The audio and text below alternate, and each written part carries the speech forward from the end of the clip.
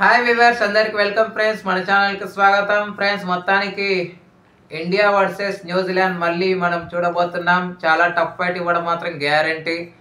So దుబాయ్లో వాళ్ళకి ఆడిన కండిషన్స్ తెలిసిపోయాయి కాబట్టి మొన్నంటే ఏదో తొలక కొంచెం తడబాటుకు గురైంది కాబట్టి ఇప్పుడు అంటే రేపు వెళ్ళడం 2 days ప్రాక్టీస్ చేయడం, సో ఫైనల్కి చాలా ప్రిపేర్డ్గా వస్తారని చెప్పడంలో ఎలాంటి సందేహం లేదు.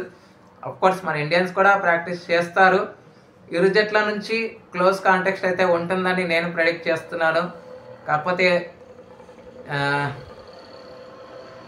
చూద్దాం ఎవరిని విన్ అవుతారని మీరు అనుకుంటున్నారో కామెంట్ బాక్స్లో చెప్పండి. అండ్ ఈరోజు WPL స్టార్ట్ అవుతుంది. Match number 16 Mumbai Indians versus UP warriors. So ఎవరిని విజయం వరిస్తుంది? యూపీ వారియర్స్కి మాత్రం చాలా చాలా కీలకమైన మ్యాచ్ అని చెప్పుకోవచ్చు. ఒకవేళ ఓడిపోయిందా అవుట్ ఆఫ్ ద టోర్నమెంట్, ఎందుకంటే వాళ్ళు అట్టడుగు స్థానానికి పడిపోయారు. 4 మ్యాచ్లు ఓడిపోయారు, 2 మ్యాచ్లు గెలిచారు. సో చాలా రన్ రేట్ కూడా చాలా మైనస్లో ఉంది కాబట్టి ఒకవేళ తక్కువకి రిస్ట్రిక్ట్ చేస్తే మాత్రం ప్లస్లోకి తీసుకురావచ్చు వాళ్ళ నెట్ రన్ రేట్ని. మరి ముంబై ఇండియన్స్ కూడా కీలకమైన మ్యాచ్ అని చెప్పుకోవచ్చు. ముంబై ఇండియన్స్ కూడా ఇప్పుడు 2nd ప్లేస్ నుంచి 3rd ప్లేస్కి పడిపోవడం, ఢిల్లీతో చాలా రకంగా ఓడిపోవడం దెబ్బతీస్తుందని చెప్పుకోవచ్చు. మరి ముంబై ఇండియన్స్కి కూడా ఈ మ్యాచ్ చాలా కీలకం. ఒకవేళ ఫస్ట్ బ్యాటింగ్ చేస్తే మాత్రం చాలా మంచి టార్గెట్ ఉంచాలి, అలాగైతేనే గెలిచే అవకాశాలు కనిపిస్తున్నాయి. మరి చూద్దాం ఎవరిని విజయం వరిస్తుంది అనుకుంటున్నారు, మీ ప్రెడిక్షన్ని చెప్పండి. ఓకే ఫ్రెండ్స్, ఇక ఏ మాత్రం లేట్ చేయకుండా semi-final 2 New Zealand versus south Africa match వివరాలకి వెళ్ళిపోదాం. So let's move into the topic.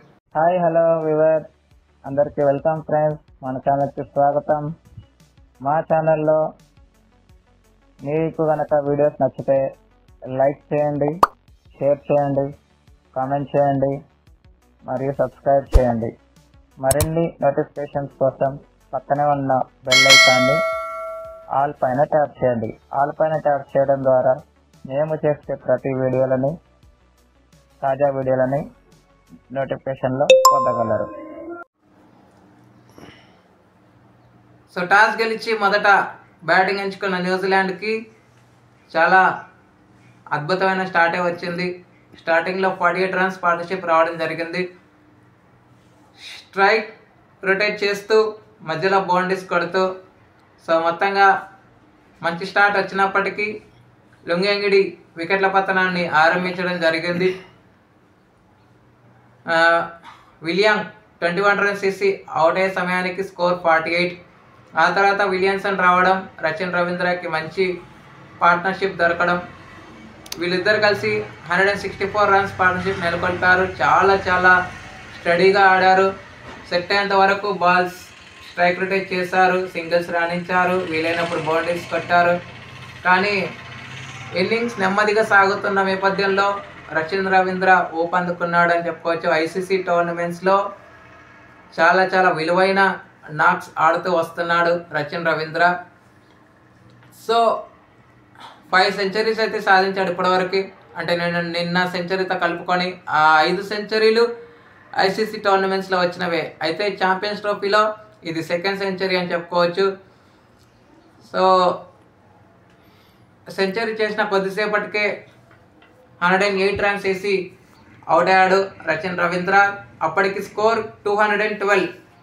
చాలా వరకు క్యాచెస్ డ్రాప్ చేస్తూ వచ్చింది, మిస్ఫీల్డ్స్, రన్అట్స్ అన్నీ చేస్తూ వచ్చింది సౌత్ ఆఫ్రికా. సో ఆ తర్వాత మరొక పార్ట్నర్షిప్ బిల్డ్ చేసే క్రమంలో కేన్ విలియమ్సన్ కూడా 102 runs అయితే చేశాడు జస్ట్ 91 balls. ఆ తర్వాత విలియమ్సన్ అవుట్ అయ్యాడు. వచ్చిన వాళ్ళు వచ్చినట్టుగానే వెళ్ళిపోయారు. టామ్ లాథమ్ 4 runs ఇస్తే అవుట్ అయ్యాడు. కాకపోతే గ్లెన్ ఫిలిప్స్ అండ్ డారీ మిచెల్ ఇద్దరు కలిసి డారీ మిచెల్తో కూడా కేన్ విలియమ్సన్ చిన్నపాటి పార్ట్నర్షిప్ నెలకొల్పాడు. ఆ పార్ట్నర్షిప్ కూడా ఈ మ్యాచ్కి కీలకమైందని చెప్పుకోవచ్చు. తర్వాత గ్లెన్ ఫిలిప్స్తో కలిసి 57 runs పార్ట్నర్షిప్ యాడ్ చేశాడు. సో 49 runs చేసి అవుట్ అవ్వడం జరిగింది.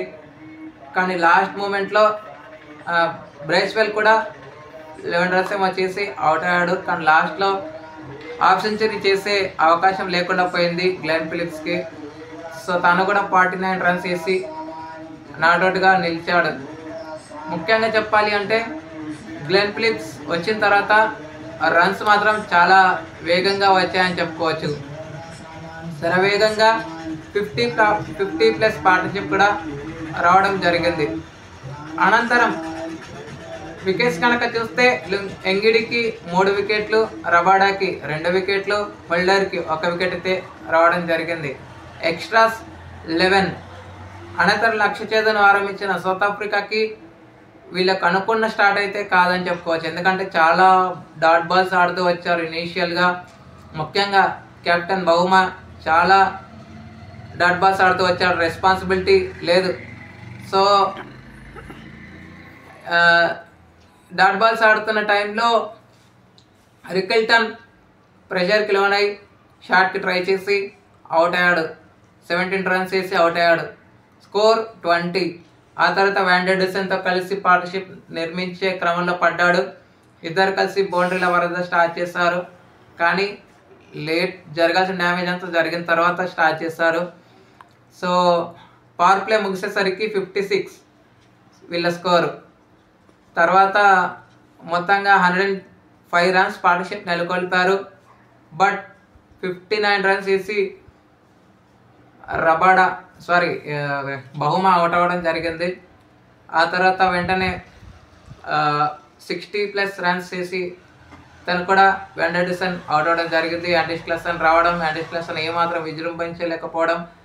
కానీ యాడన్ మార్క్రమ్ కొంత రన్స్ కాంట్రిబ్యూట్ చేసినా కానీ అవి హెల్ప్ఫుల్గా మారలేదని చెప్పుకోవచ్చు. సో బహుమా, వ్యాండర్సన్ అవుట్ అయ్యే సమయానికి సౌత్ ఆఫ్రికా పటిష్ట స్థితిలోనే ఉంది. అంటే రన్ రేట్ పెరుగుతూ వెళ్తుంది. కాకపోతే అసాధ్యం కాదు, పాసిబుల్లే ఛేదించాలంటే. కానీ మిల్లర్ లేట్గా వచ్చాడు. కానీ మొత్తం సౌత్ ఆఫ్రికా ఫ్యాన్స్ని ఏమాత్రం నిరాశపరచకుండా 67 బాల్స్లోనే 10 4s అండ్ 4 6s సహాయంతో 100 చేశాడు. Last and final ball of the ఇన్నింగ్స్కి 2 రన్స్ వేశాడు.